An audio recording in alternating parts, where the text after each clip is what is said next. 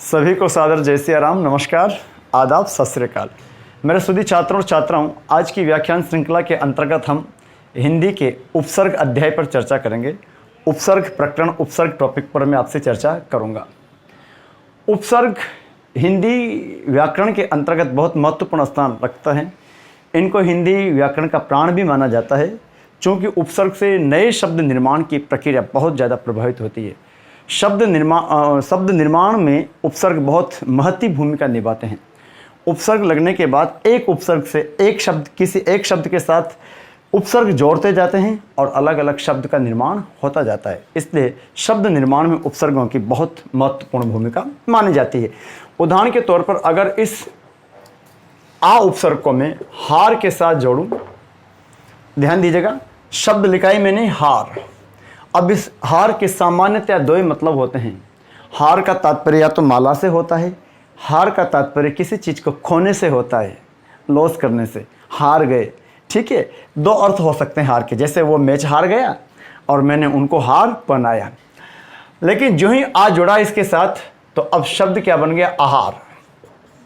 अब हो गया भोजन। आ को हटा दूं, वी जोड़ दूं, तो फिर शब्द क्या बन जाता है? विहार। जरा गौर करना, वी को हटा करके प्र जोड़ दूं तो फिर शब्द बन जाता है प्रहार।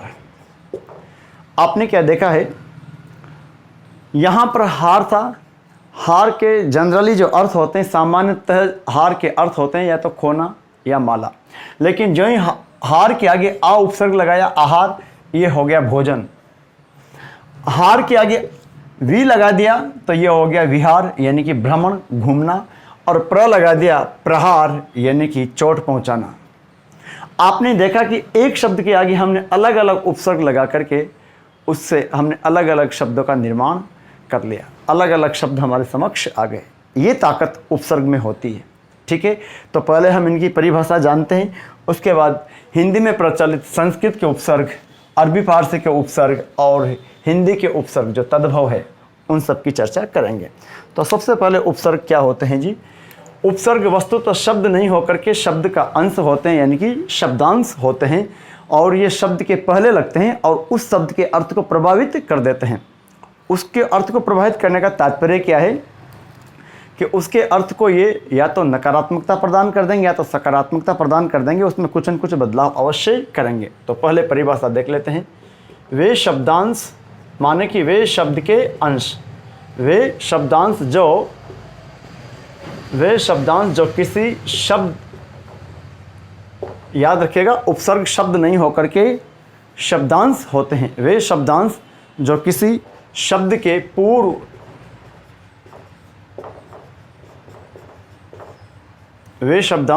शब्द के पूर्व लगकर उसके अर्थ को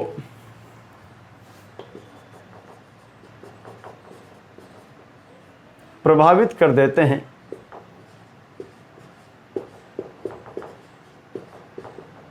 उसके अर्थ को प्रभावित कर देते हैं, कोमा, उपसर्ग कहलाते हैं।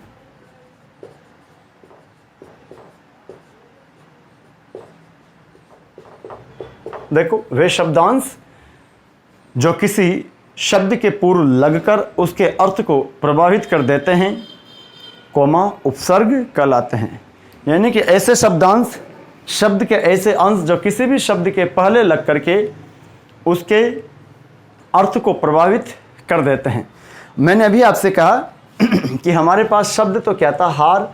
अब इसी हार को हमने प्र लगा करके देख लिया, वी लगा करके देख लिया, आ लगा करके देख लिया, और अगर और लगा दूं मैं इसके आगे सम उपसर्ग, तो फिर एक शब्द और बन जाता है। तो यहां आपने भी थोड़ी देर पहले देखा था प्रहार, विहार और आहार, और जब सम लगा देता हूं तो फिर यहां पर हो जाता है संहार।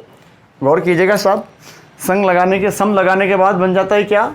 सम उपसर्ग लगाने के बाद संहार। कहने का मेरा तात्पर्य यह है कि हमारा मूल शब्द क्या था? हार, जिसका सामान्यतः अर्थ या तो खोना होता है या माला होता है। लेकिन जो ही हमने अलग अलग उपसर्ग इसके साथ लगाए और हमारे पास नए नए शब्द बन गए। प्रहार चोट हो गया, विहार भ्रमण हो गया, आहार भोजन हो गया, और संहार मारना हो गया, नाश करना हो गया। तो ये ताकत होती है उपसर्ग के अंतर्गत। ठीक है, शब्द निर्माण के अंतर्गत इनका बहुत महत्वपूर्ण योगदान होता है।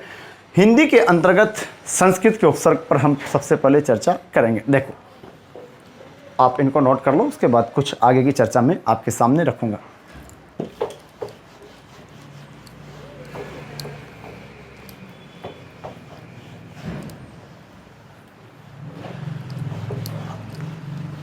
अब सबसे एक दो बात महत्वपूर्ण वो आपको मैं यहाँ बता देना चाहूँगा।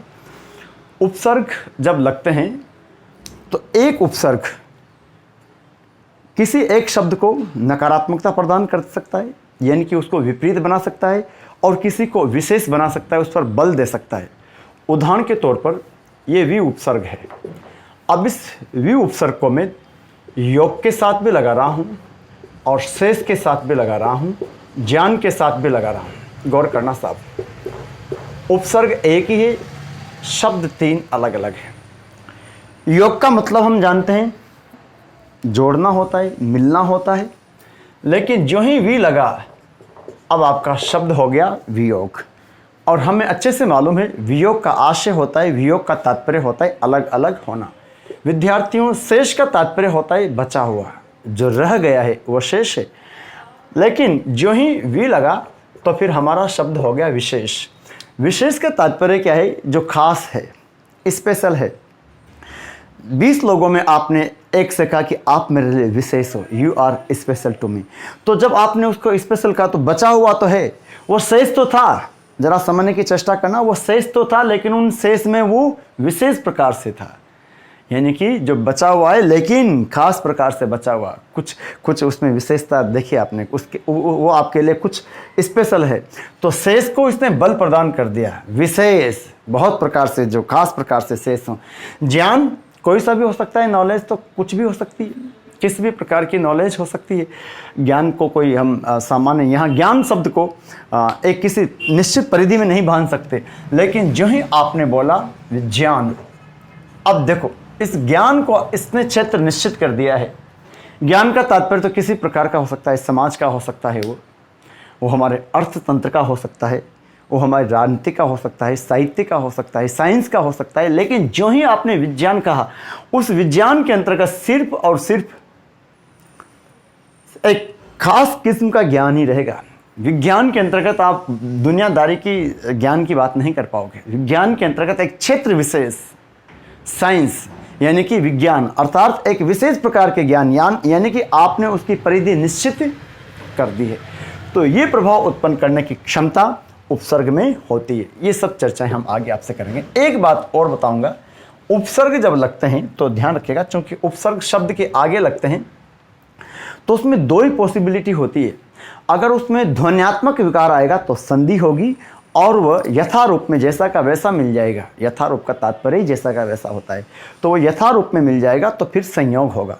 उदाहरण के तौर पर पुनः मैं वी का एक उदाहरण आपके समक्ष रख रहा हूँ। अगर मैं यहाँ इस वी को अर्थ के साथ लगाता हूँ तो नया शब्द बनता है व्यर्थ, ध्यान दीजिएगा।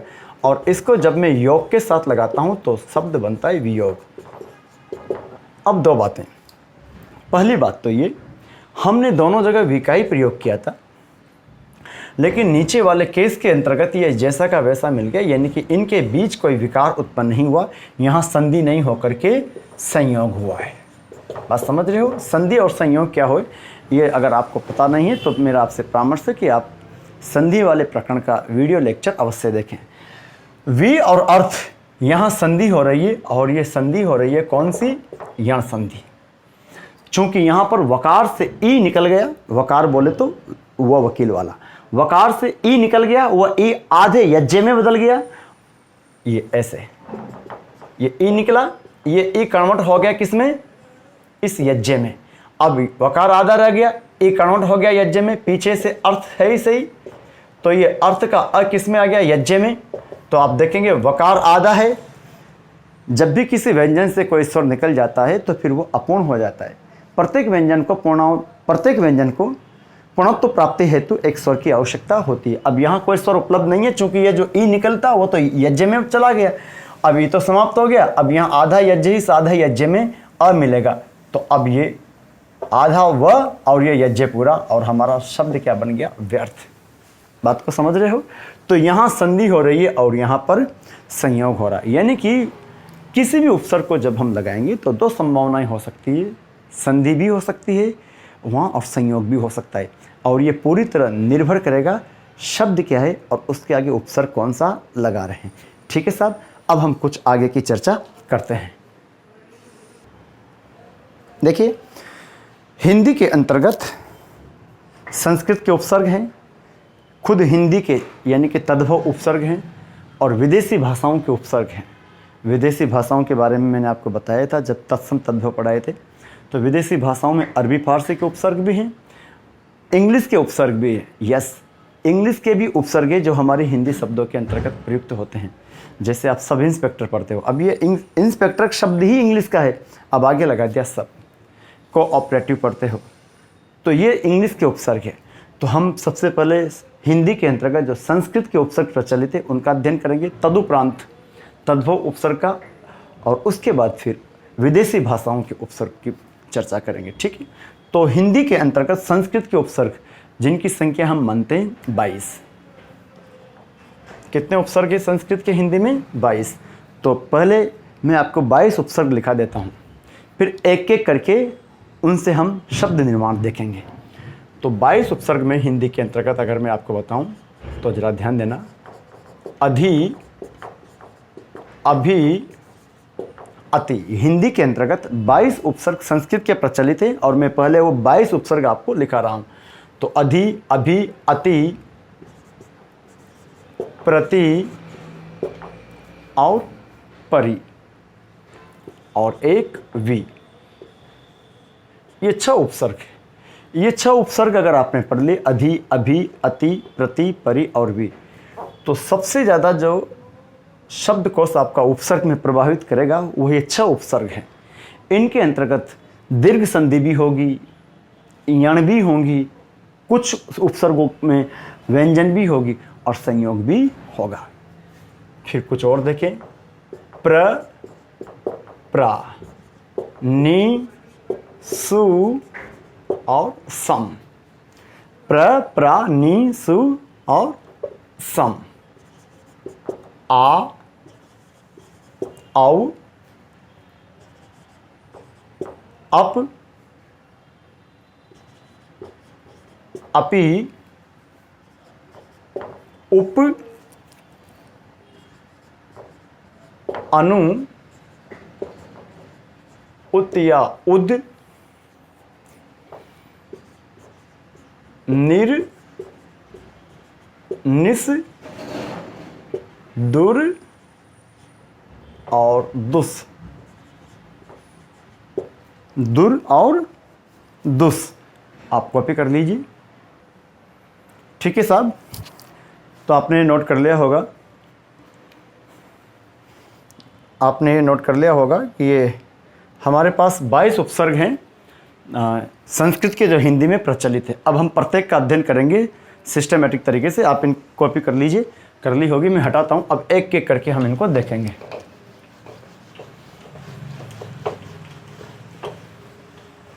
देखो, पहला उपसर्ग है हमारे पास अधि। पहला उपसर्ग है अधि। तो पहला उपसर्ग है अधि, ये ध है, अधि पहला उपसर्ग है। इसका तात्पर्य होता है प्रधान, मुख्य, ऊपर, ऊंचा या अधिक, ये अर्थ दे सकता है। ये आजकल ये पूछे जाते हैं कि अधि उपसर्ग का अर्थ क्या होगा, तो आप इनमें से कोई सा भी अर्थ दे सकते हो। प्रधान हो सकता है, मुख्य हो सकता है, ऊंचा हो सकता है, ऊपर हो सकता है और अधिक भी हो सकता है। अब जरा देखते हैं इसके साथ साथ क्या क्या व्यवस्था हो सकती है। चूंकि अधि में छोटी की मात्रा आ रही है, तो एक तो दीर्घ संधि हो सकती है, यण संधि हो सकती है, व्यंजन संधि हो सकती है और संयोग भी हो सकता है। कुछ शब्द देखिए आप, मैं कुछ शब्द आपके समक्ष लिख रहा हूं। अधीक्षक, अधीक्षण,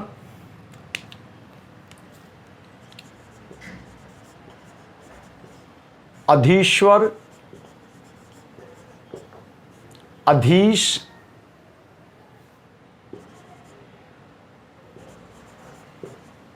अधीन, अध्याय,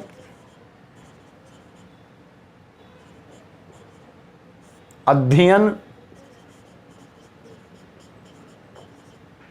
अध्यापक,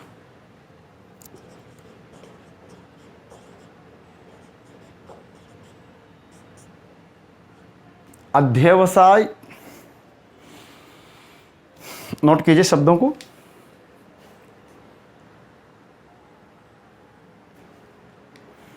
अध्यवसाय, अध्युड़ा,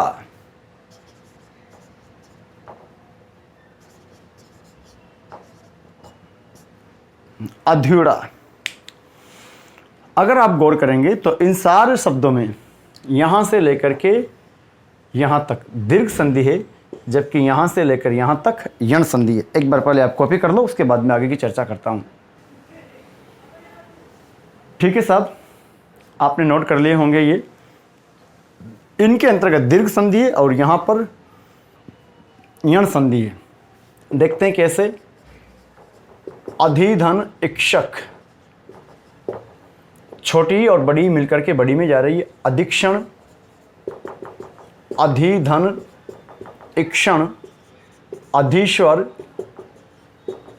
अधिधन ईश्वर और अधीश, अधिधन ईश।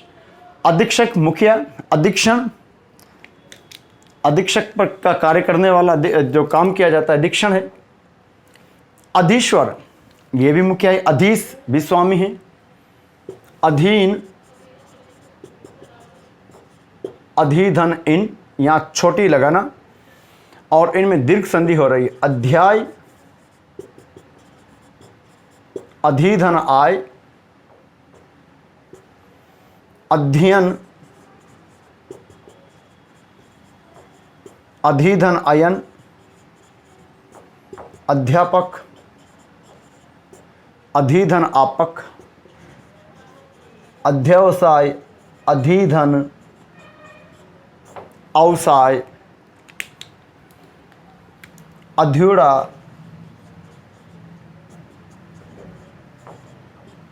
अधिधन उड़ा। अध्युड़ा वन वर्ड में यह शब्द पूछा जाता है। अध्युड़ा वह स्त्री जिसके पति ने दूसरा ब्याह कर लिया हो, वह स्त्री जिसके पति ने दूसरा ब्याह यानी कि दूसरा विवाह कर लिया हो, तो वो पहले वाली जो पत्नी है वो कहलाती अध्युड़ा।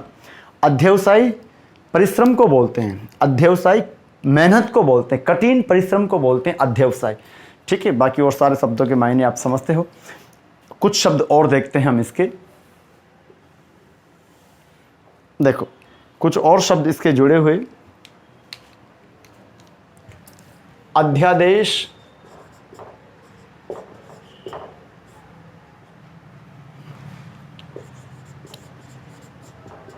अधिष्ठान, अधिष्ठाता,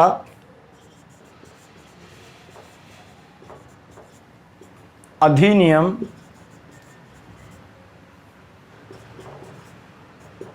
अधिगम,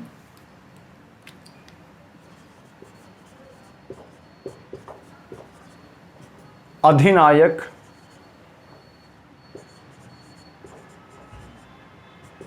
अधिपति, अधिपति, अधिकरण,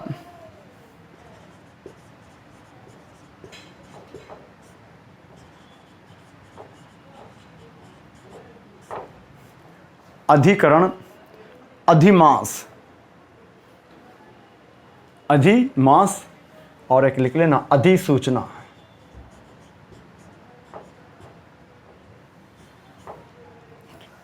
फटाफट कॉपी कर लीजिए आप लोग। अधिसूचना।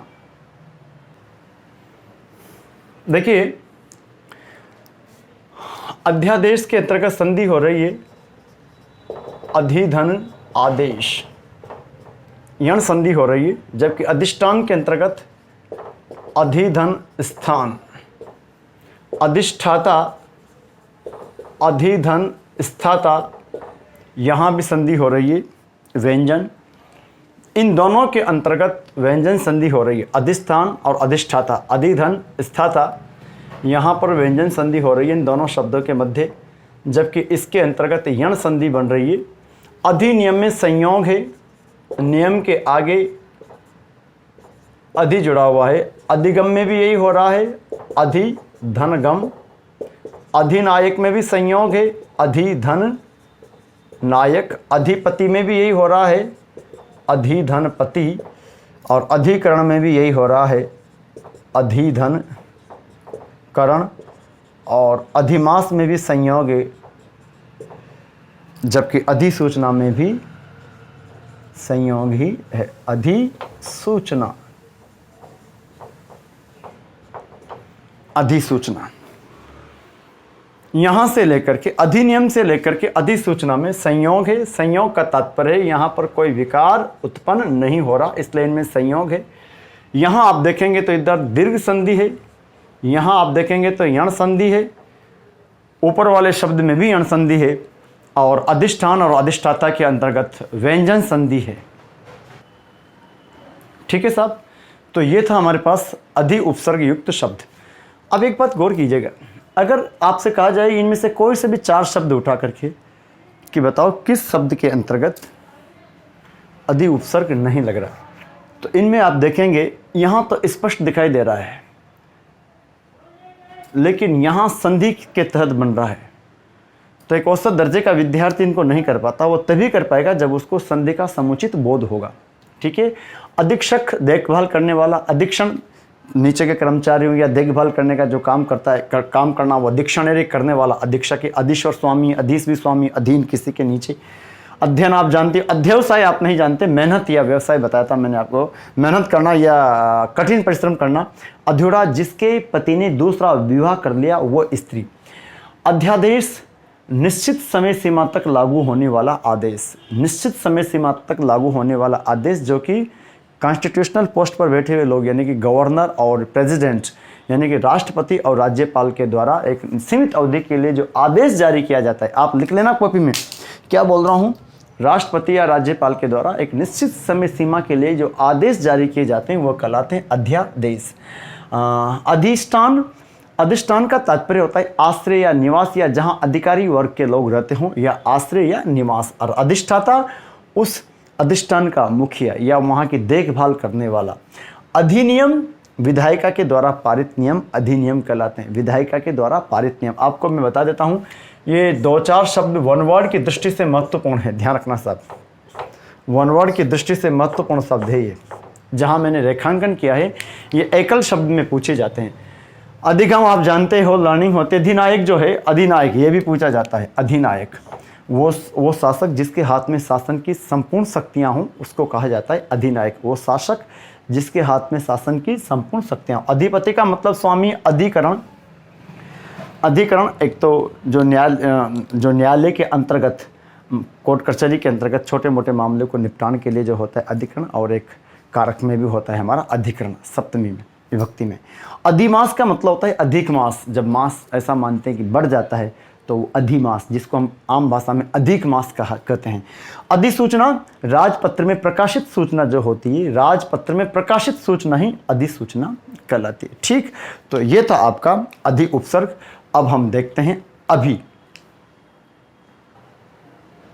चलिए साहब, दूसरा हमारा उपसर्ग है, मैं आपको पहले 22 उपसर्ग लिखा चुका हूं, अब हम उनका क्रमबद्ध तरीके से अध्ययन करेंगे।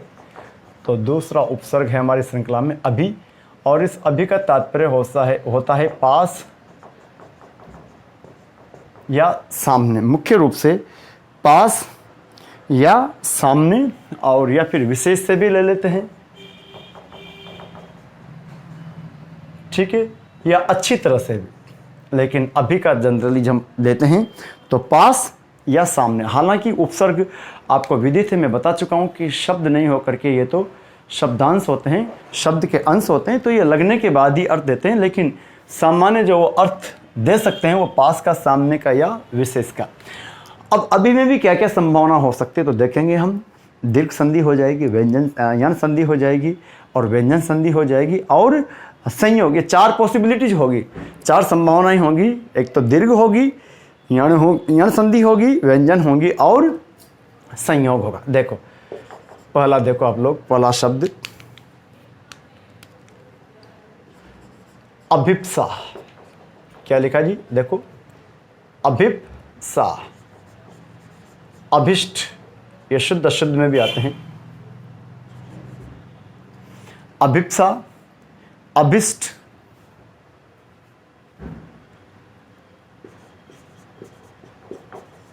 अभिषेक,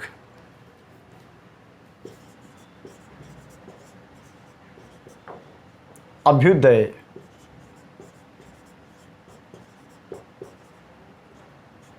अभ्युत्थान,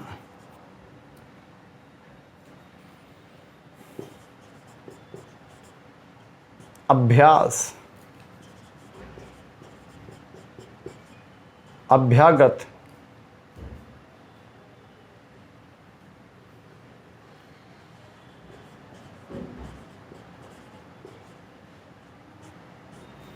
अभिवादन,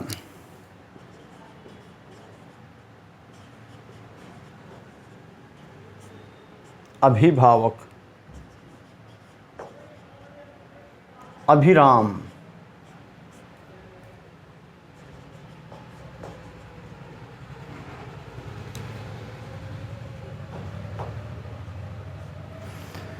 अभियंता।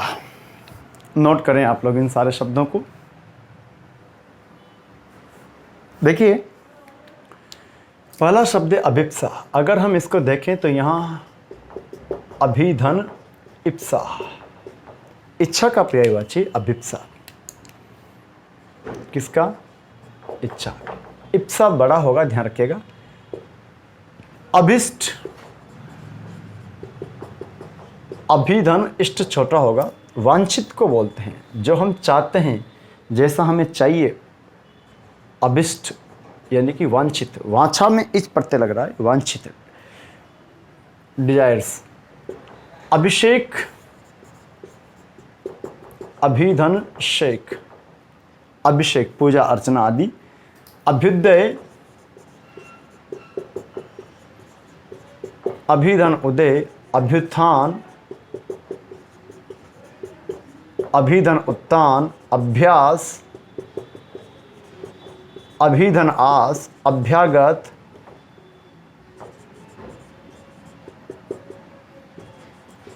अभिधन आगत।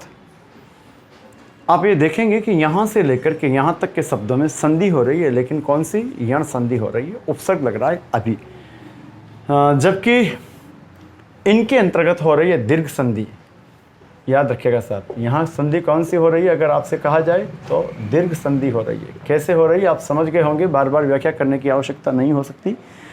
ये दोनों में हो रही है। नीचे व्यंजन संधि हो रही है, तो यहाँ व्यंजन संधि है। कैसे? देखो यह सदंता है, इस ए के प्रभाव से समूर्धा में रूपांतरित हो रहा है, तो समूर्धा हो गया। अभिषेक व्यंजन संधि है, ठीक है। और ऊपर दीर्घ संधि हो रही है, मैं आपको व्याख्या कर चुका हूं। तो इन दोनों के अंतर्गत दीर्घ संधि है, इसमें व्यंजन संधि है, और इन चारों शब्दों के अंतर्गत यण संधि है। जबकि इन चारों में संयोग है। संयोग का मतलब बता चुका हूं बच्चों और बच्चियों, जैसे कि वैसे ही शब्द मिल जाएं। अभिधनवादन और अभिभावक, अभिधन भावक, अभिराम, अभिधन राम।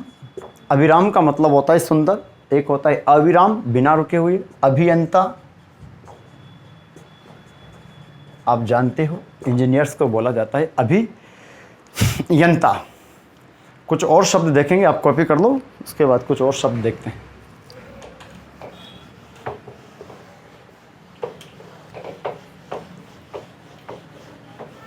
देखो कई बार शुद्ध अशुद्ध में आता है ये वाला शब्द। अक्सर विद्यार्थी ये बोलते हैं या ये लिखते हैं, जो कि वर्तनी की दृष्टि से अशुद्ध है।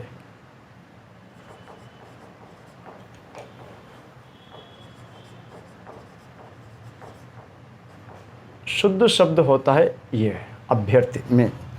इसको थोड़ा अशुद्ध को पहले लिख देता हूं इधर, अभ्यर्थी और एक अभ्यर्थी, अभ्यर्थी।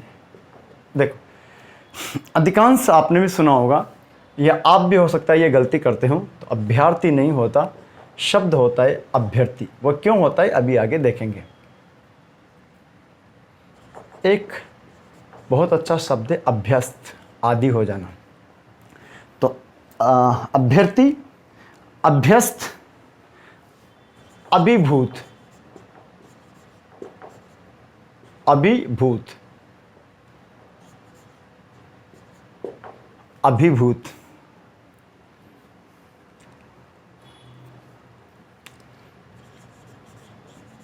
इच्छा का पर्यायवाची होता है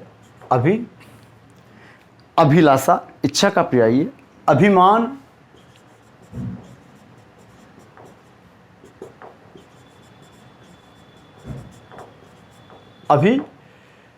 अभिमान, अभिप्राय, अभिभाषण। राष्ट्रपति आदि राज्यपाल जो देते हैं वो अभिभाषण है। अभिभाषण जो संवैधानिक पद पर हैं। तो अभ्यस्त, अभिभूत, अभिलाषा, अभिमान, अभिप्राय, अभिभाषण, अभिमुख, सामने,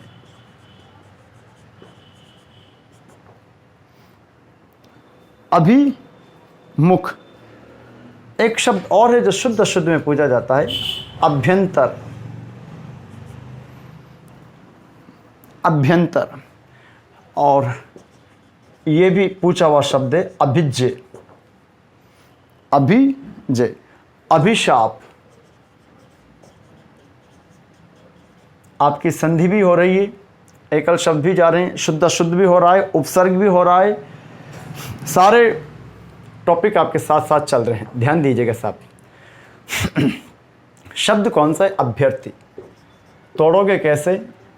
अभि, धन, अर्थी। इस अर्थी का मतलब होता है चाहने वाला, इच्छा रखने वाला या याचक। और एक होता है अर्थी, इस अर्थी का मतलब होता है बैकुंठी या टिकती, जिस पर शव को लेकर जाते हैं। टिकती, जिस पर शव को लेकर के जाते हैं। अभ्यस्त को अगर तोड़ेंगे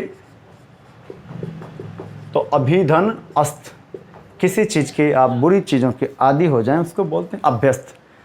अभिभूत, आश्चर्यचकित होना, आनंदित होना, आश्चर्यचकित होना। अभिभूत हूं, मोहचक्का। अभिलाषा, ये इच्छा का पर्यायवाची है। अभिधन, लाशा। अभिमान, अभिधनमान। अभिप्राय, अभिधन प्राय। अभिभाषण, अभिधन भाषण। अभिमुख, अभिधन मुख। अभ्यंतर, तो अभिधन अंतर, अभिधन अंतर। ध्यान दीजिएगा साहब, अभिधन अंतर। अभिज्ञ, इसको विशेष याद रखना, ये पर्चे में पूछा हुआ शब्द है। यहाँ भिज्य में यूँ मत करना, मतलब कि विद्यार्थी गण क्या समझ लेते हैं, भिज्य में अ लग रहा होगा, तो ये गलत है। अभी में जे लग रहा है। अभिशाप, अभिधन शाप। देखो अभिप्राय का मतलब होता है आशय, तात्पर्य। अभिभाषण जो राज्यपाल या राष्ट्रपति देते हैं। अभिमुख, सम्मुख। अभ्यंतर का मतलब होता है भीतर। अभिज्ञ का तात्पर्य होता है जानकार, जानकार का मतलब जानने वाला। और अभिशाप आप जानते हो, किसी को शाप देना। अगर आप पुनः यहाँ देखोगे तो इस शब्द के अंतर्गत अभिधन अस्त, यहाँ पर आपको यण संधि दिखाई दे रही है, यहाँ इसमें भी यण संधि है। अभिधन अर्थी, चूंकि ई के बाद उधर असमान स्वर आ रहा है, जबकि एक शब्द और है आपका अभ्यंतर, यहाँ पर भी यण संधि है। मैं आपसे बोल रहा हूँ संधि वाला प्रकरण भी आपका क्लियर हो रहा है। अच्छे से देखना, पूरे वीडियो को देखना, पूरे वीडियो लेक्चर को अंत तक देखना, जो भी लाभ चाहते हो। तो अभ्यंतर, अभ्यर्थी और अभ्यस्त, इनमें यण संधि है। बाकी जितने भी शब्द आपके दिए हुए हैं ये, इन सब के अंतर्गत कोई संधि नहीं है बल्कि संयोग है। ठीक है, यहाँ पर भी संयोग है। एक तो ये अभ्यंतर, अभ्यर्थी और अभ्यस्त, इन 3 शब्दों के अंतर्गत संधि हो रही है, शेष में संयोग हो रहा है। ठीक है, चलिए कॉपी कर लो, फिर हम अगला उपसर्ग देखेंगे। ठीक है साहब, तीसरे नंबर पर हमारे पास उपसर्ग है जो मैंने आपको लिखाया था, अति।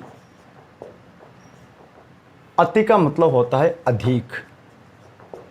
एक तो ये कैसा अर्थ दे सकता है अति, अति एक तो कैसा अर्थ दे देगा, अधिक, और दूसरा परे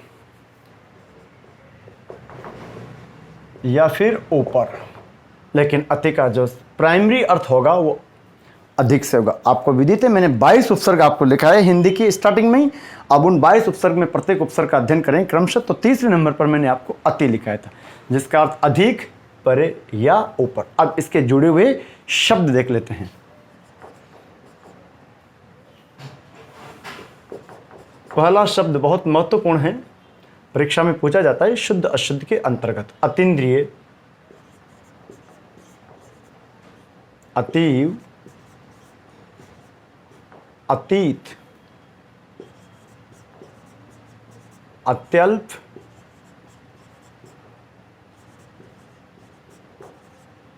अत्यावश्यक, अत्यधिक, अत्याचार,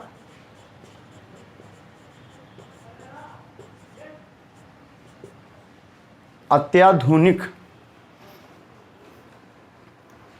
अत्याधुनिक,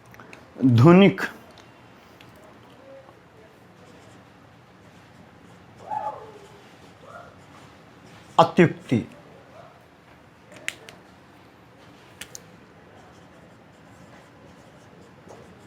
अतिशय,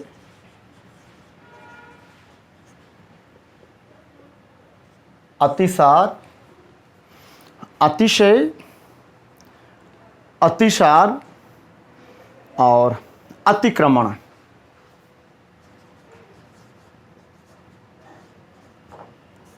अतिक्रमण,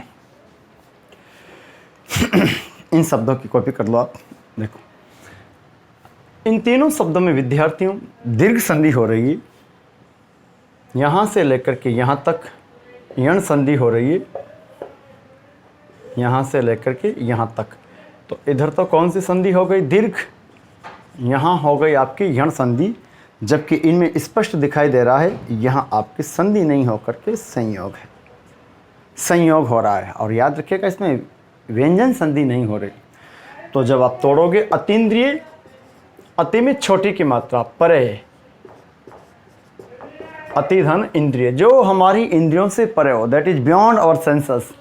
अतीन्द्रिय, जो हमारी इंद्रियों से देखा नहीं जा सके। अतीव, अति धन इव, अतीव का मतलब होता है अधिक।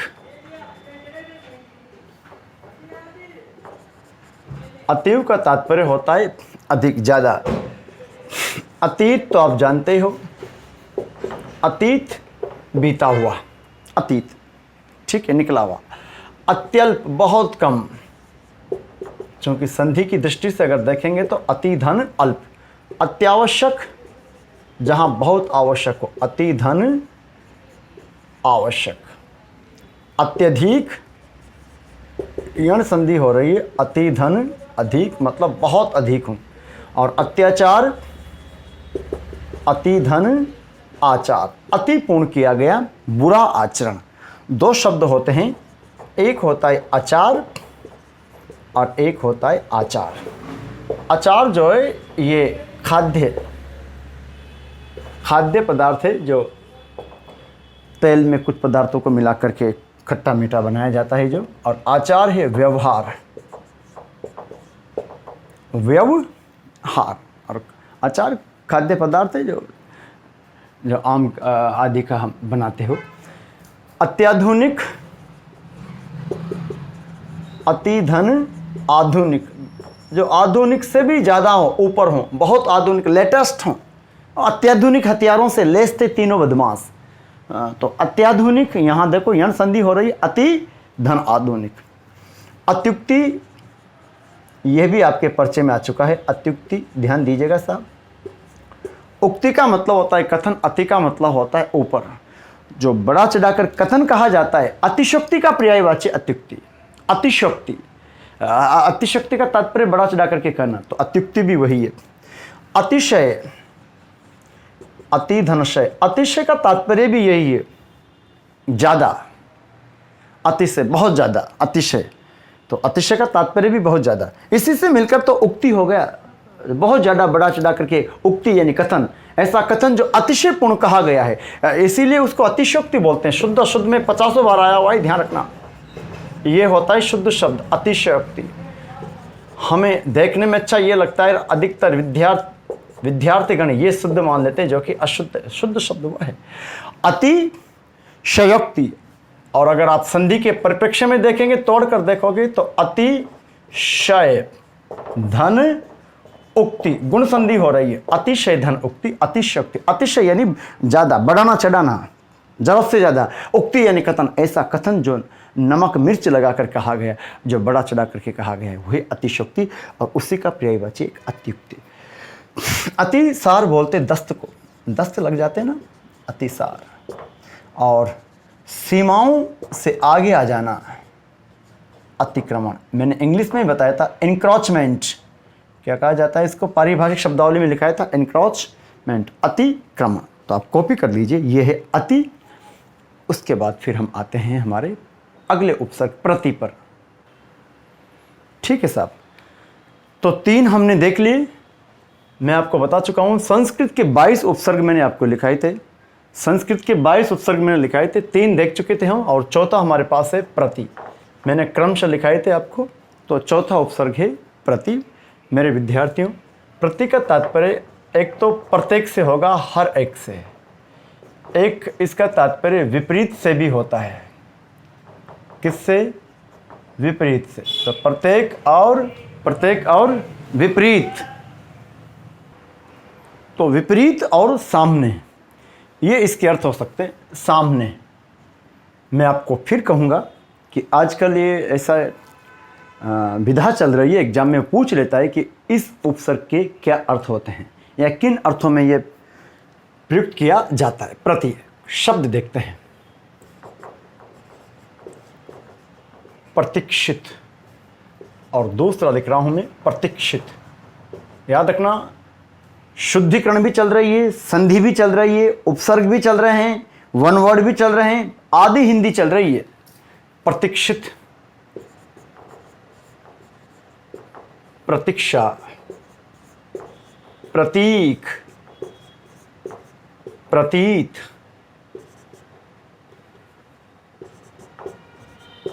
प्रतीक, प्रत्याशा,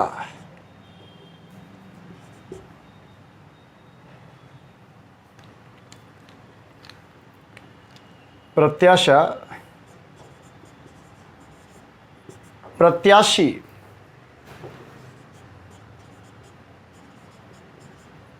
प्रत्याघात,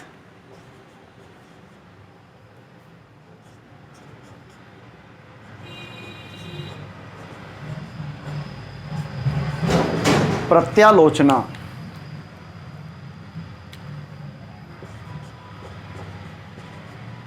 प्रत्यय, प्रत्यर्पण,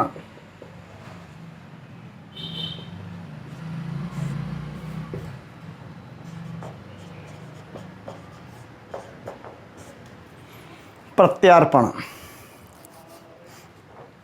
प्रत्यावर्तन,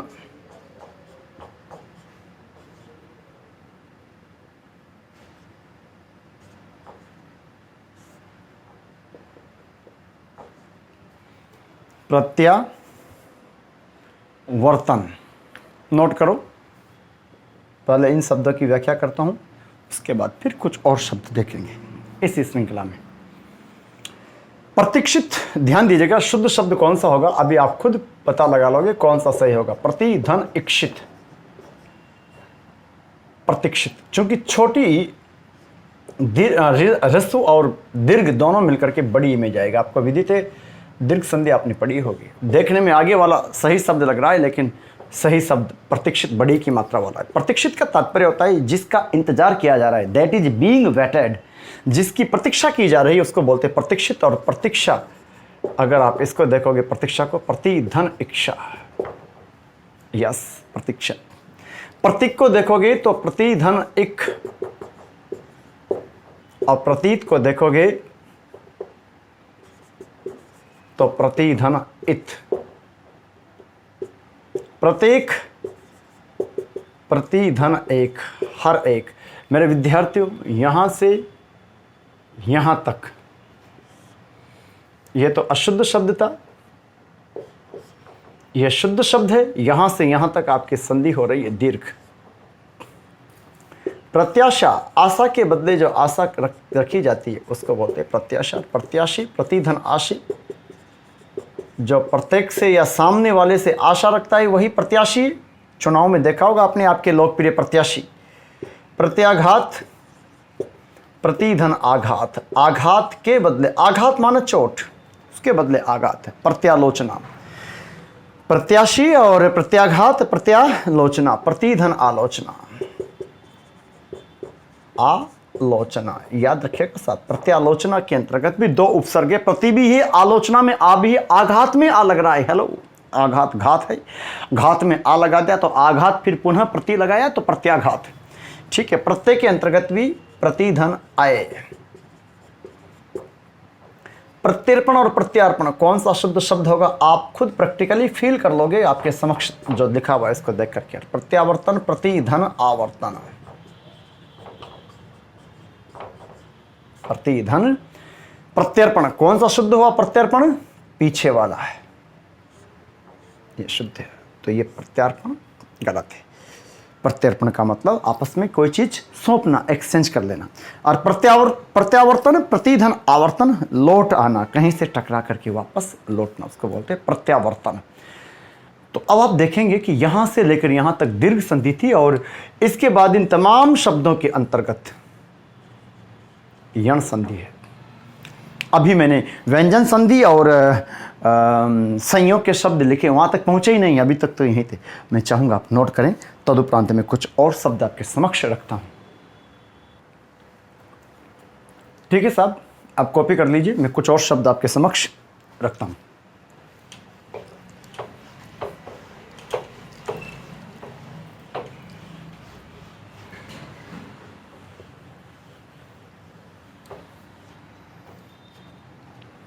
देखिए, प्रत्युत्तर, प्रत्युत्तर, प्रत्युपकार, वन वर्ड में आते हैं। प्रत्युपकार,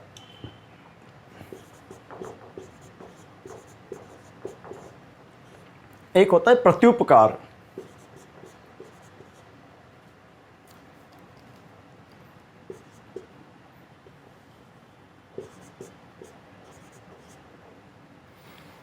प्रत्युत्पन्न, प्रत्युत्पन्नमति, समझ लेना शब्द थोड़ा यूं लिखा हुआ है। प्रत्युत्पन्न, प्रत्युत्पन्नमति, प्रत्युत्तर, प्रत्युपकार, प्रत्युपकार ये यज्ञ है। प्रत्युपकार, प्रत्युपकार ये भी यज्ञ है। प्रत्युपकार, और उसके बाद जो लिखा हुआ है वो प्रत्युत्पन्न मति, प्रत्युत्पन्न मति, ये शब्द आपके समक्ष है।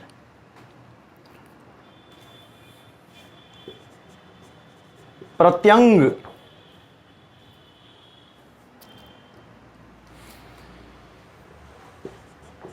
प्रतिष्ठान,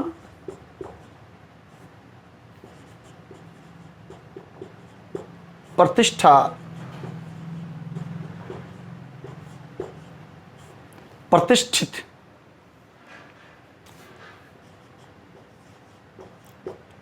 प्रतिमा, प्रतिज्ञा,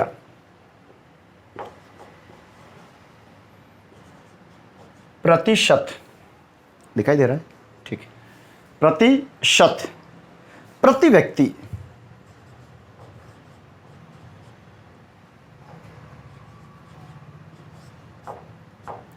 प्रति व्यक्ति। अब जरा इनकी व्याख्या देखते हैं। प्रत्युत्तर, प्रतिधन उत्तर, कुछ उत्तर के बदले में आपने कुछ उत्तर दे दिया हो। प्रत्युपकार, प्रतिधन अपकार। अपकार का मतलब होता है बुराई।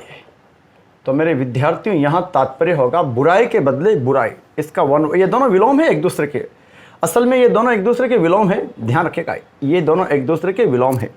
बुराई के, आप नोट करो वन वर्ड में, बुराई के बदले बुराई, प्रत्युपकार, और प्रत्युपकार प्रतिधन उपकार। बुराई के बदले बुराई तो प्रत्युपकार, और चूंकि उपकार का मतलब होता है भलाई, भलाई, और ये होता है बुराई, तो नीचे वाला हो जाएगा भलाई के बदले भलाई, ये तो होगा प्रत्युपकार, और बुराई के बदले बुराई प्रत्युपकार। ये दोनों एक दूसरे के विलोम। यहां दो दो उपसर्ग लग रहे हैं, यहां अप लग रहा है और प्रति लग रहा है, यहां प्रति लग रहा है, उप लग रहा है, यहां प्रति लग रहा है, अप लग रहा है, यहां प्रति लग रहा है, उप लग रहा है, दो उपसर्ग है। प्रत्युत्पन्नमति, प्रति धन, ये शब्द देखो अशुद्ध लिखा हुआ है, यस, ये त्रुटिपूर्ण लिखा हुआ है। प्रत्युत्पन्नमति, ये ऐसे नहीं लिखने में आएगा।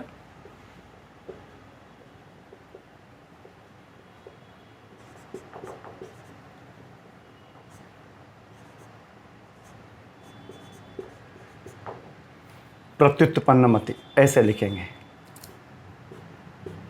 ठीक है। प्रत्युत्पन्नमति क्यों? क्योंकि उत्पन्न आ रहा ही नहीं है, तो में जाएगा ऊपर।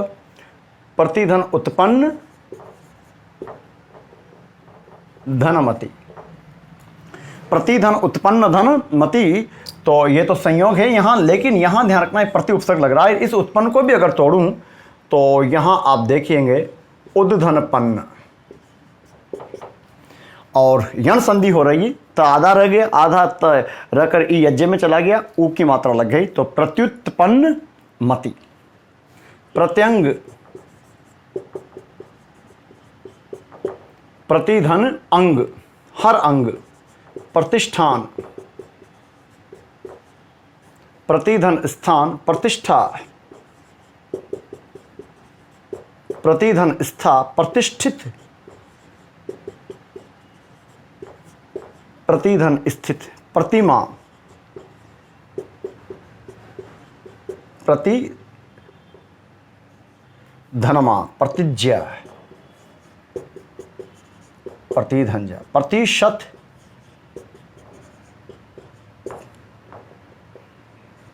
और प्रति व्यक्ति, प्रतिधन व्यक्ति। ध्यान देना साहब, यहां से लेकर के यहां से नहीं बल्कि शुरू से, यहां से लेकर के और यहां तक यण संधि हो रही है। कौन सी जी? यण संधि। जबकि विद्यार्थी प्रतिष्ठा से लेकर के प्रतिष्ठित, प्रतिष्ठान से लेकर के प्रतिष्ठित तक यहां हो रही है आपकी व्यंजन संधि, और यहां प्रतिमा से लेकर प्रति व्यक्ति तक हो रहा है आपका संयोग। ध्यान दीजिएगा साहब, यहाँ से लेकर यहाँ तक आपका संयोग हो रहा है। तो मैं चाहूँगा कि आप इनकी भी कॉपी कर लीजिए। मैं लगभग जितने उपलब्ध शब्द हैं, जितने प्रचलित शब्द हैं, जहाँ से परीक्षा में पूछे जा सकते हैं, देखो संधि भी हो गया है, संयोग भी हो गया है, शुद्ध अशुद्ध शब्द भी हो गए, एकल शब्द भी हो गए, उपसर्ग तो हो ही रहे हैं। बाकी और भी जो उनके संदर्भ में कोई टीका टिप्पणी वो भी मैं आपसे कर रहा हूँ। तो ये हमारे 4 उपसर्ग हो गए। आप फटाफट कॉपी करो, आगे और देखते हैं। चले साहब, तो ये देखा था हमने प्रति, तो आपने अधि देख लिया, अभी देखा, अति देखा, प्रति। अब देखेंगे हम परि। अगला उपसर्ग परि। मैंने क्रमशः आपको 22 उपसर्ग लिखाए थे, उनको मैं क्रमशः आपको एक एक करके आपके समक्ष रख रहा हूं। परि, परि का सामान्य अर्थ होगा चारों ओर। परि का अर्थ होगा चारों ओर, या फिर पास, या फिर अच्छी तरह, ये अर्थ दे सकता है, लेकिन पहला प्राइमरी अर्थ जो होगा वो होगा चारों ओर। अब हम शब्द देखते हैं। परीक्षा, परीक्षित,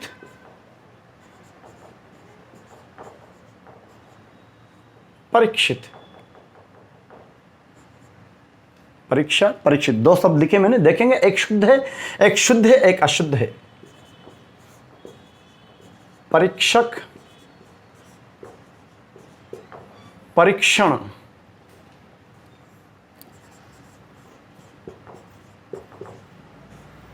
परिष्कार,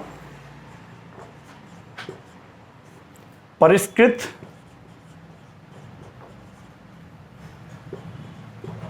परिष्कारक, परिणय, परिणीता,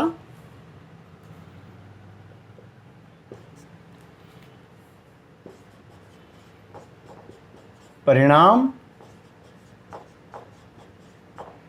परिमाण। कुछ शब्द मैंने आपके समक्ष लिखे हैं। अब हम वन बाय वन, माना कि एक एक करके हम इनको देखते हैं कि किस में संयोग हो रहा है, संधि हो रही है, संधि कौन सी है। तो यहाँ पर भी आपने देखा है जनरली इन 6 उपसर्गों में 3-4 संभावनाएं होगी। या तो दीर्घ संधि सब में है, उसके बाद यण, ये दीर्घ और यण तो है ही सही। अति को छोड़ दिया जाए तो सबके अंतर्गत व्यंजन संधि भी मिली थी और संयोग। तो दीर्घ संधि, यण संधि, व्यंजन संधि और संयोग, ये जब मिलेगा, ये 6 उपसर्ग जो आपको लिखा था स्टार्टिंग में मैंने आपको, अधि, अभि, अति, प्रति, परि और वि, ये 6 उपसर्ग में यही कंसेप्ट लागू होगा। परीक्षा, जांचना, इच्छा, इसका तद्भव शब्द होता है परख, और जिसकी हो चुकी है, जिसको परख लिया गया है, उसको बोलते परीक्षित। और मेरे विद्यार्थियों, परीक्षित शुद्ध शब्द यही होगा, ध्यान दीजिएगा साहब, यह शुद्ध शब्द होगा परीक्षित। यह शब्द अशुद्ध है, परीक्षित। तो वन वर्ड में याद रखना, परीक्षित किसे कहते हैं? जिसको परख लिया गया है, जिसकी परीक्षा हो चुकी है, उसको बोलते परीक्षित। एक पौराणिक पात्र भी है, राजा परीक्षित, सुना होगा आपने भागवत के अंतर्गत। परीक्षक, परिधन, इक्षक। तो प्रतीक्षित इसके पहले आया था। प्रतीक्षित जिसकी प्रतीक्षा की जा रही, और परीक्षित जिसको परख लिया गया है, जिसकी परीक्षा हो चुकी है। और कहा मैंने एक पौराणिक पात्र भी है, महाभारत में मानते ना, भागवत में बाद में, कि वो राजा परीक्षित जो थे। परीक्षण, परिधन, इक्षण।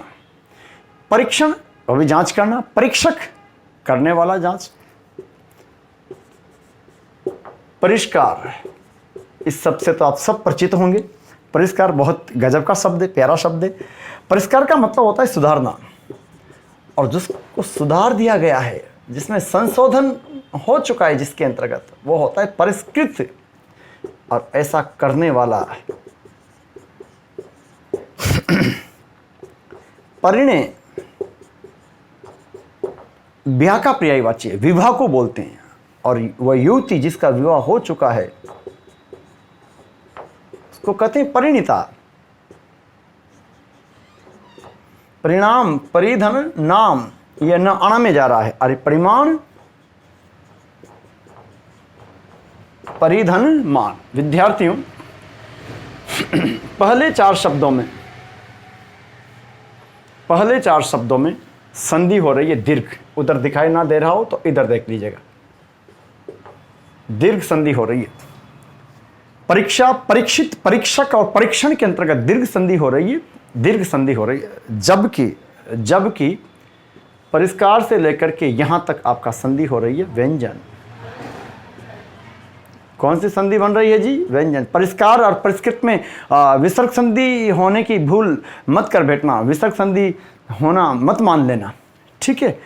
अभी कुछ और शब्द देखेंगे, आप इनकी कॉपी कर लो। तदुपरांत में कुछ शब्द पुनः आपके समक्ष श्वेत पट्टे पर लिख रहा हूं। देखो, परिणीता शादीशुदा, जिसका ब्याह हो गया, परिणय विवाह। बाकी शब्दों के अर्थ मैंने आपको बता दिए।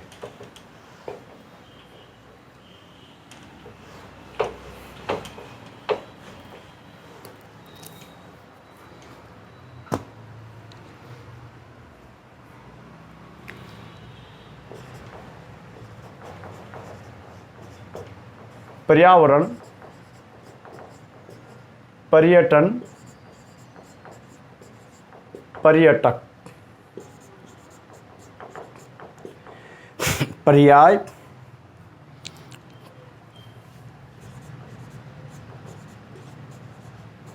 पर्यवेक्षक, पर्यवसान, पर्यवसान, पर्याप्त,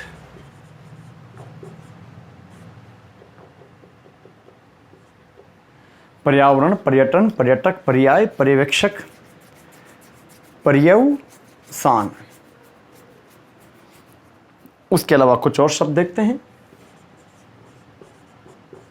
परिवार, परिक्रमा, परिजन, परिश्रम। अब इनमें तो कली नहीं लगानी, यहां से तो बिल्कुल साफ साफ दिखाई दे रहे हैं कि परी लगा हुआ है। प्रॉब्लम तो कब है? जब वो संधि के रूप में आए आपके समक्ष, तो समस्या होती है थोड़ा, ठीक है। परिधान,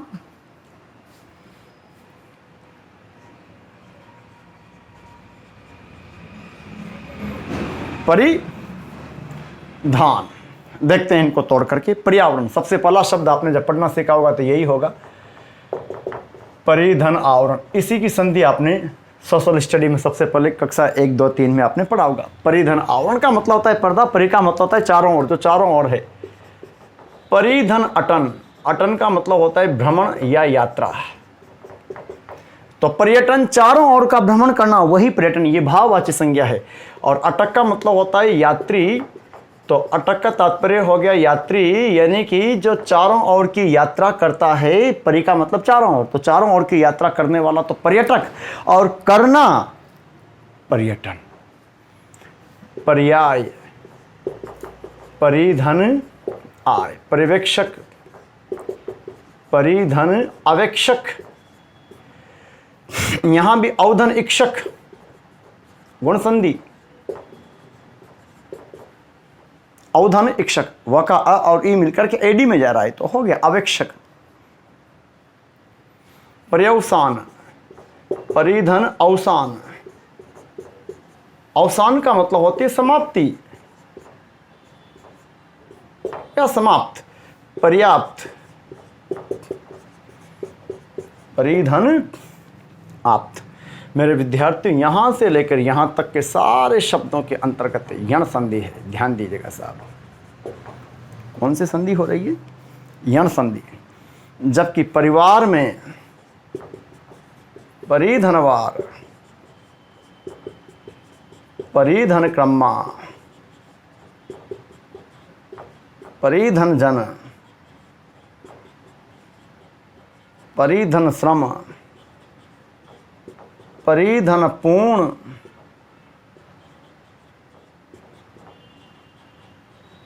परिधन धान। यहां से लेकर के यहां तक आपका संयोग हो रहा है। और संयोग में तो कोई भी बता सकता है, सामान्य औसत दर्जे का छात्र को दिखाई दे रहा है कि परी लग रहा है। लेकिन प्रॉब्लम तब आती है कि जब वो पूछे कि पर्याय में कौन सा उपसर्ग लग रहा है, तो फिर वही विद्यार्थी निकालेगा जिसको संधि का समुचित ज्ञान है, वो विद्यार्थी इसको कर पाएगा। तो देखो, पर्यावरण, पर्यटन, पर्यटक, पर्याय, पर्यवेक्षक, परिधन अवेक्षक। यहां संधि हो रही है पर्यवेक्षक के अंतर्गत भी।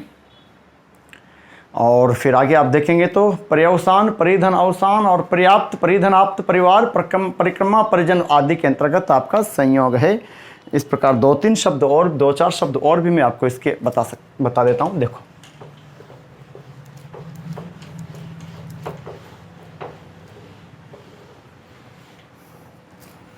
परिधि, धीमे परी लग रहा है। परिमार्जन, परिमार्जन। परितोष,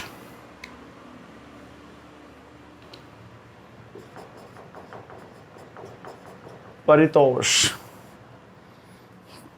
परिकल्पना,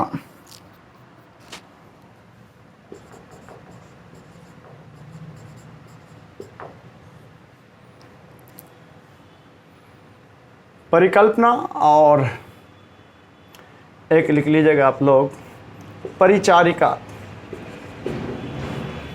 परिचारिका बोलते हैं, सेविका को बोलते हैं परिचारिका। ठीक है साहब।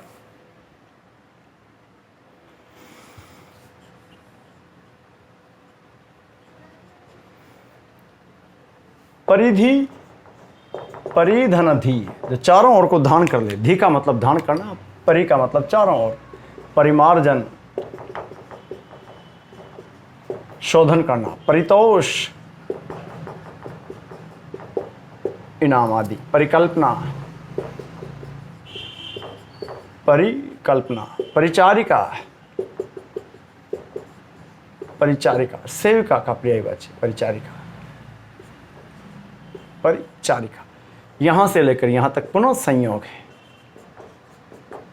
ठीक, कॉपी कर लो। फिर कुछ और शब्द में आपके समक्ष अगला, और शब्द नहीं, अगला जो उपसर्ग है हमारा वी, उस पर चर्चा करूंगा।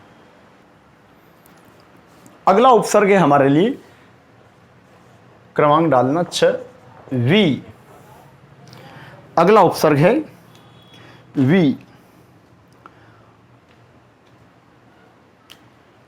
ये विशेष बना देता है, अथवा ये भिन्न कर देता है, उल्टा कर देता है, विपरीत अर्थ भी ये कर देता है।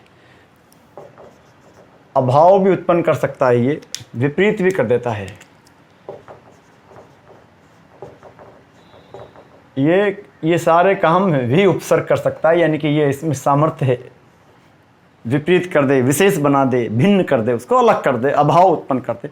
शब्द देखते हैं। सबसे पहला शब्द आप देखते जाओ मेरे साथ साथ, विक्षा, विक्षण, विक्षक,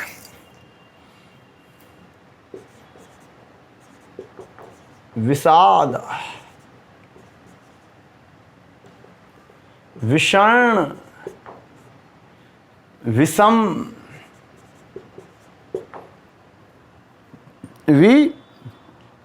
विषाण, विच्छिन्न,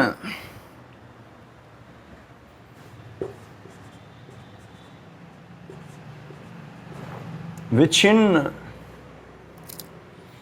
विक्षा, विक्षण, विक्षक, विषाद, विषाण, विषम, विच्छिन्न, विषम। आ गया विषम, ठीक है। विस्पंदन,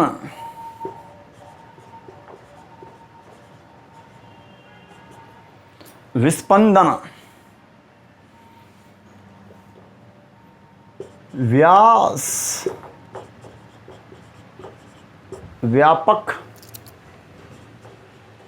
वय, व्यर्थ, व्यवसाय। देखते हैं क्या है इनमें। सबसे पहला शब्द है विक्षा। अगर हम देखें तो विधन इक्षा, विधन इक्षण, विधन इक्षण और विधन इक्षक, विधन साद, विधन सर्ण। पहले नोट कर लीजिए, फिर मैं अर्थ बताऊंगा आपको इनके सबकी सटीक और सार्थक सार गर्भित व्याख्या करूंगा। विधन सम, विधन छिन्न, विधन स्पंदन, विधन स्पंदन, ये सदंता है, इसका मूर्धन्यकरण हो जाएगा। विधन आस, विधन आपक, विधन आय, विधन अर्थ,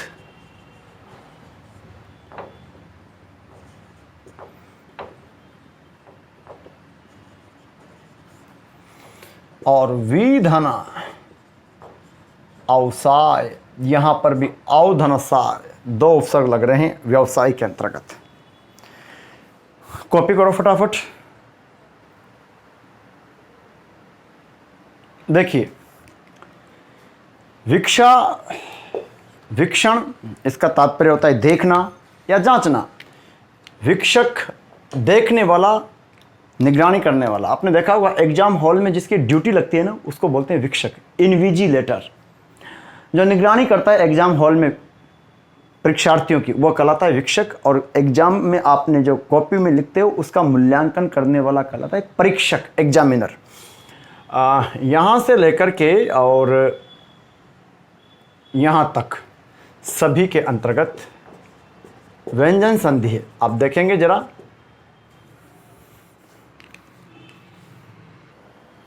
चलिए साहब देखिए, मैं यहाँ बोल गया था आपसे कि वीक्षा, वीक्षण, वीक्षक और यहाँ विस्पंदन तक सब में व्यंजन संधि है। तो ऐसा नहीं, आप देख सकते हैं वीक्षा, वीक्षण और वीक्षक, इनमें दीर्घ संधि है, चूंकि ई मिलकर के बड़ी ई में जा रहा है। जबकि विषाद में यहाँ स दंत का ई की वजह से विषाद, विषण और विषम में मूर्धन्यकरण हो रहा है। तो यहाँ पर भी विस्पंदन में भी हो रहा है। और यहाँ वी के बाद छ महाप्राण आ रहा है, तो बीच में च का आगम हो रहा है। तो कहने का मेरा आशय महज इतना है कि यहाँ इनमें व्यंजन संधि हो रही है, विषाद से लेकर के विस्पंदन तक। जबकि वीक्षा, वीक्षण, वीक्षक के अंतर्गत दीर्घ संधि है, तो उसका थोड़ा करेक्ट कर लीजिए। और यहाँ तक अर्थ मैंने आपको बताया था। विषाद का तात्पर्य आप जानते हो, पीड़ा। विषण का मतलब होते विषाण, दुखी। विषण जो है दुखी को बोलते हैं। विषम आप जानते हो, जो भिन्न हो। विच्छिन्न का तात्पर्य होता है काट कर अलग किया गया है। विस्पंदन कंपन होता है। जबकि व्यास, व्यापक, व्यय, व्यर्थ और व्यवसाय, यहां आपका हो रहा है यण संधि। ठीक, तो आप इनकी कॉपी कर लो। उसके बाद फिर हम कुछ और शब्द को देखते हैं। चलिए साहब, व्यग्र है व्यापार, व्याकरण, व्यक्ति, व्यधिकरण, व्याधि, व्याधि, व्याकुल, व्याकुल, व्यंजन, व्यंजन, व्यस्त, व्याकुल, व्यंजन, व्यस्त, व्यभिचार। बहुत अच्छा शब्द है, शुद्ध अशुद्ध की दृष्टि से थोड़ा महत्वपूर्ण प्रतीत होता है और आ भी चुका है। व्याभिचार बोलते हैं, जो कि गलत है। तो व्याभिचार नहीं होकर के व्यभिचार होता है। ठीक है, व्याभिचार नहीं होता। नोट कर लीजिएगा इन सारे शब्दों को। व्यवहार खूब काम में आता है। व्यवहार। इसके बाद कुछ और शब्द आप देखिए। विकराल, विभीषण, जो भीषण ना हो वो विभीषण है। विजय। देखते हैं अब इनको। पहला जो शब्द है व्यग्र, उसके अंतर्गत आप देखोगे तो विधन अग्र, यण संधि हो रही है। व्यापार, विधन आपार, विधन आपार। व्याकरण, विधन आकरण, यहाँ करण में आ लग रहा है, यहाँ पार में आ है। व्यक्ति, विधन अक्ति, यहाँ भी यण संधि है। अधिकरण, अधिधन, सॉरी व्यधिकरण, विधन अधिकरण, विधन अधिकरण। यहाँ आप देखेंगे दो उपसर्ग लग रहे हैं, वि और अधि। व्याधि, तो विधन आधी, व्याकुल, तो व्याकुल में हो रहा है वी धन आकुल, व्यंजन, वी धन अंजन, व्यस्त, वी धन अस्त, व्यभिचार,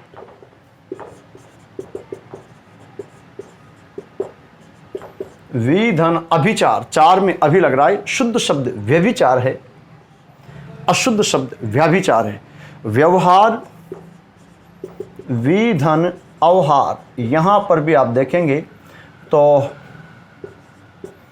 हार में अव लग रहा है, तदुपरांत वी लग रहा है, दो उपसर्ग लग रहे हैं व्यवहार में, वी धन अवधन हार, व्यवहार। विकराल, वी धन कराल, अब यहां राल में क नहीं लग रहा, कराल अपने आप में शब्द है। विभीषण, वी धन भीषण, और विजय के अंतर्गत आप देखेंगे तो वी धन जय। अब काम की बात यह है कि यहां से लेकर के यहां तक यण संधि है, ध्यान देना साहब, कहां से कहां तक, व्यग्र से लेकर के और व्यवहार तक यण संधि है, लेकिन विकराल, विभीषण, विजय, इन तमाम शब्दों के अंतर्गत संयोग हो रहा है।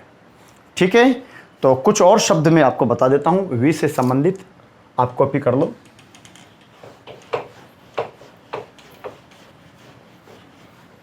देखो वी उपसर्ग युक्त कुछ और शब्द देखिए, वितान, वितान, विदेश, विकास, विकास, विधवा, विशेष, विज्ञान, विनाश,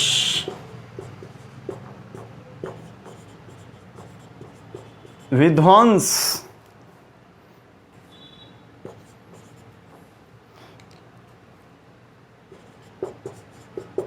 वियोग,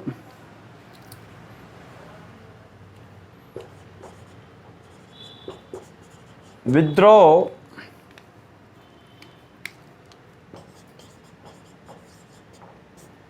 विपत्ति। एक बार इनको देख लेते हैं, सभी शब्दों के अंतर्गत संधि न होकर के और संयोग है। देखो वितान, तंबू को कहा जाता है, विदेश, उल्टा कर दिया देश से, भिन्न, विकास, विधवा, धवा, स्वामी, पति, विधवा, धवा रहित, विशेष, स्टार्टिंग में मैंने व्याख्या की थी इसी शब्द के माध्यम से, जो बचा हुआ है लेकिन खास रूप से एक निश्चित सीमाओं से बंधा हुआ ज्ञान, एक निश्चित ज्ञान ही विज्ञान है। ज्ञान को वी ने निश्चितता प्रदान कर दी है, एक निश्चित एक खास किस्म का ज्ञान, विज्ञान। विनाश, मैं आपको फिर बोल रहा हूं, इनकी व्याख्या मैंने अच्छे से स्टार्टिंग में की थी आपसे। शेष का मतलब होता है बचा होना, वी चूंकि उसको विपरीत भी कर देता है और बल भी प्रदान कर देता है, तो यहाँ तो उसने खास बना दिया, शेष तो बचा हुआ लेकिन विशेष रूप से, खास रूप से बचा हुआ। इसी प्रकार ज्ञान तो कुछ भी हो सकता है, सब कुछ जो सुन रहे हो, जो पढ़ रहे हो, देख रहे हो, जो भी इंफॉर्मेशन आप में आ रही है वो सब ज्ञान ही है, लेकिन विज्ञान एक क्षेत्र विशेष का ज्ञान, एक निश्चित प्रकार के खास किस्म का ज्ञान, या एक निश्चित परिधि में इसको बांध दिया गया है, एक निश्चित क्षेत्र का ज्ञान, वही विज्ञान है। विध्वंस, विधन ध्वंस, वियोग, विधन योग, विद्रोह, विधन द्रोह, विपत्ति, विधन पत्ति। ठीक है साहब, तो आज मैंने आपको बताया, उपसर्ग की परिभाषा बताई, उपसर्ग की हिंदी व्याकरण में क्या महत्ता है, क्या उनका प्रभाव पड़ता है, क्यों उनकी जरूरत पड़ती है। तो वहाँ मैंने आपसे कहा था कि हिंदी में शब्द निर्माण की प्रक्रिया को सर्वाधिक प्रभावित करता है तो वो है उपसर्ग। और उसके बाद आपको बताया कि संस्कृत में हिंदी के 22 उपसर्ग माने जाते हैं। मैंने श्रृंखलाबद्ध तरीके से उन 22 उपसर्ग का नाम आपको बताया है। उसके बाद फिर मैंने एक एक करके उसका अध्ययन कराया। 6 उपसर्ग में आज इस व्याख्यान के अंतर्गत आपको बता चुका हूँ मैं आपको।